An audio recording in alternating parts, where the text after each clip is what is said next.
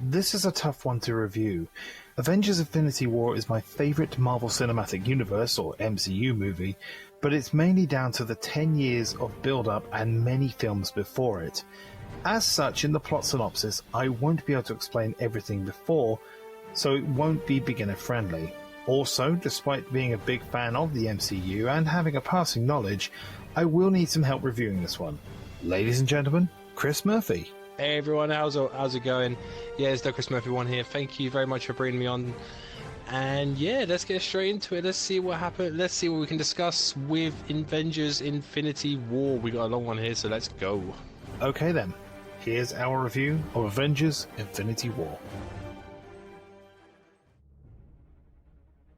Infinity War starts right after Thor Ragnarok, with the Asgard refugees being attacked by Thanos and his disciples, the children of Thanos. The last remaining Asgardians put up a fight in vain. Hulk is beaten down and transforms back into Bruce Banner.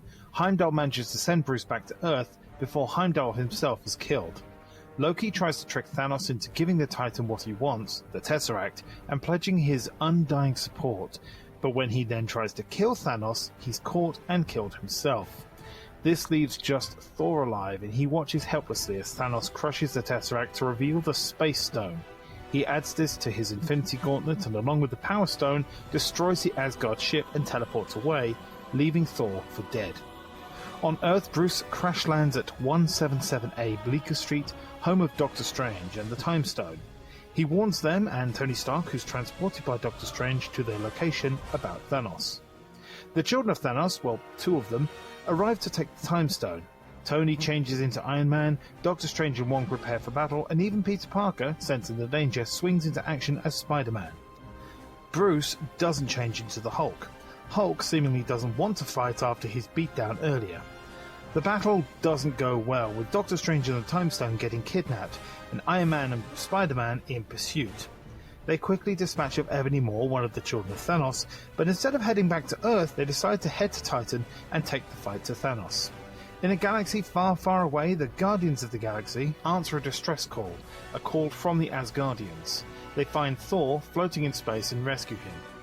After everyone catches up on their backstories, the team split into two. Thor, Groot and Rocket head to Nidavellir to craft a Thanos-killing weapon, whilst Quill, Gamora, Drax and Mantis head to Nowhere to retrieve the Reality Stone.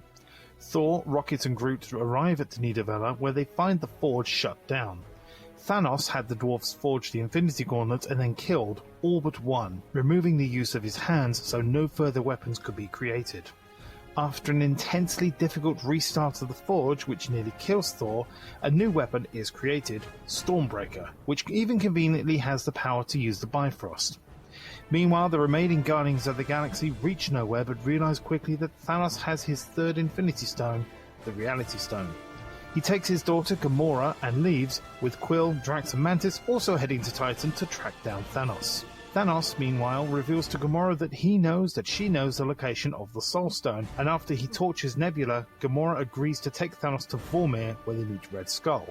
Red Skull reveals that in order to take the Soul Stone, Thanos must sacrifice the one he loves, which Thanos does by sacrificing Gamora. Now with 4 Infinity Stones, Thanos heads to Titan.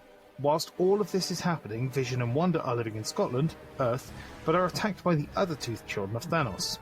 Vision's Mind Stone is the target, and the two are saved in the nick of time by Steve Rogers, Natasha Romanoff, and Sam Wilson, previously Captain America, Black Widow, and Falcon. They all head to Wakanda to have the stone surgically removed from Vision's head, picking up Rhodes, or War Machine, and Bruce from Avengers HQ. In Wakanda, a huge battle is fought between the remaining heroes, minus Ant-Man and Hawkeye, and Thanos' army, all whilst Thule attempts to remove the Mind Stone from Vision's head.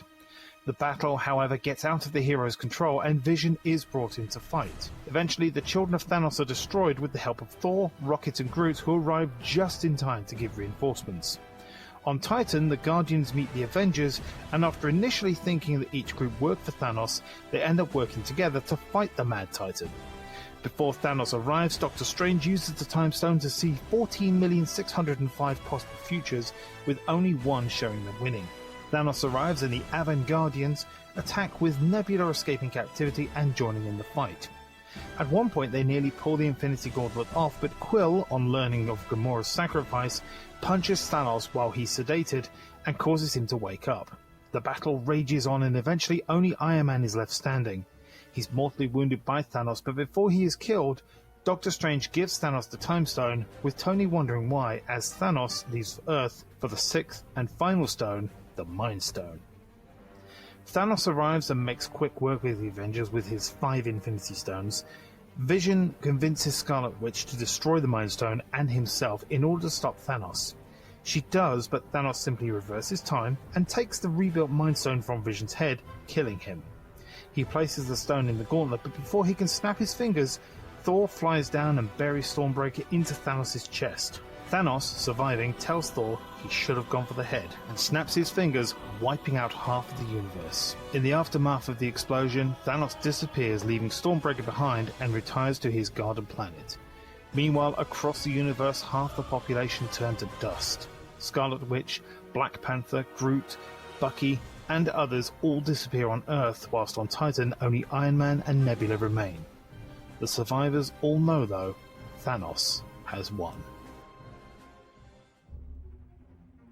I said at the beginning of this review that this was my favourite MCU movie, and even taking notes and analysing it, I can absolutely back that up. Avengers Infinity War is amazing, but only as somebody who has seen the entire MCU history. It's this history that basically means that the start of the film continues where Thor Ragnarok left off, with Thanos already having the Power Stone.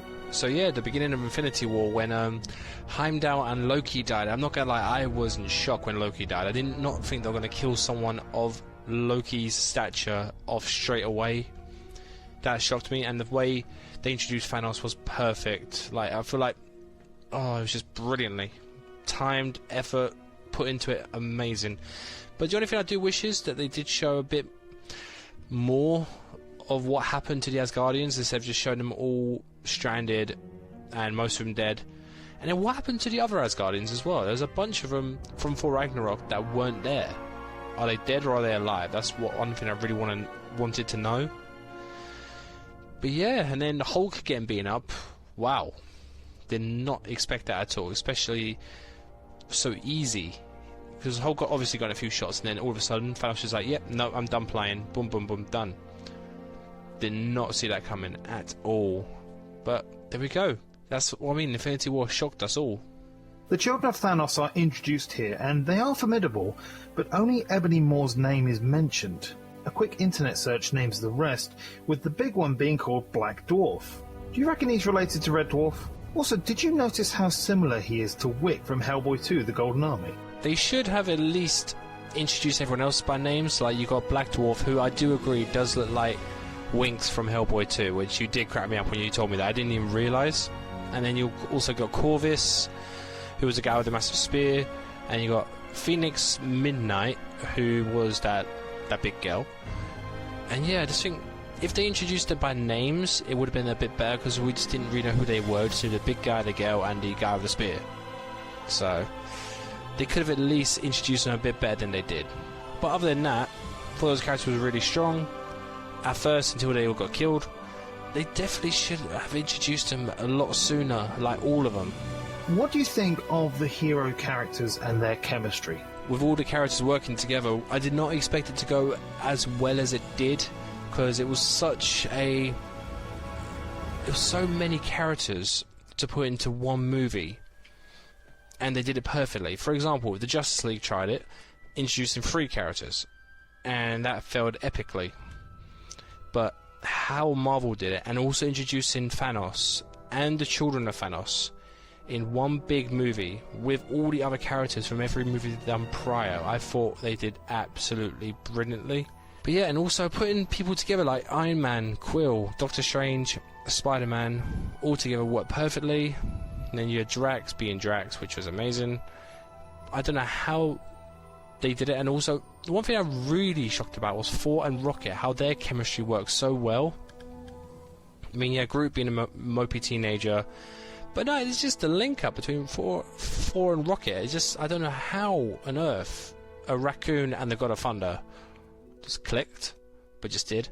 It is kind of odd to see Red Skull again, isn't it? So Red Skull returns out of nowhere. Like an RKO or the planet? So after all these years of not knowing what happened to Red Skull, we find him in Voromir as the protector of the Soul Stone, who leads everyone, or not the protector, but who leads everyone to the Soul Stone. Hugo Weaving was replaced though, and from what I read online, it's mainly about money. It's a shame, really. It was done by Ross Marquardt from The Walking Dead, which I know that he is a very good impressionist as well. So I think it was a very good choice on who they chose, because he played that part very well. You couldn't really tell the difference. Overall, I think they did a fantastic job with choosing an actor, but very surprising that they brought Red Skull back. I did not see that coming. I jumped out my seat during the movie. Not gonna lie there. Speaking of Red Skull and the Soul Stone, what does the Soul Stone actually do? It's never mentioned in the movie. So, the Soul Stone, the one that requires a sacrifice to obtain it.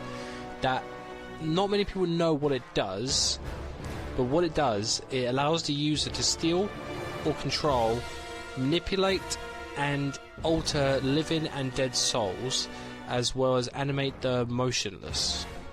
So that's what it does, which now it makes sense looking at, like, reading that, because not many people know what it does. It doesn't really explain it too much details in the movie. It just says that you need the Soul Stone to obviously wipe out half the universe, and obviously at the end of Infinity War you see the bit with Thanos in the Soul World with Gamora as a child, but it's not really explained much more than that, to be honest. There could be a bit more explanation on what it does.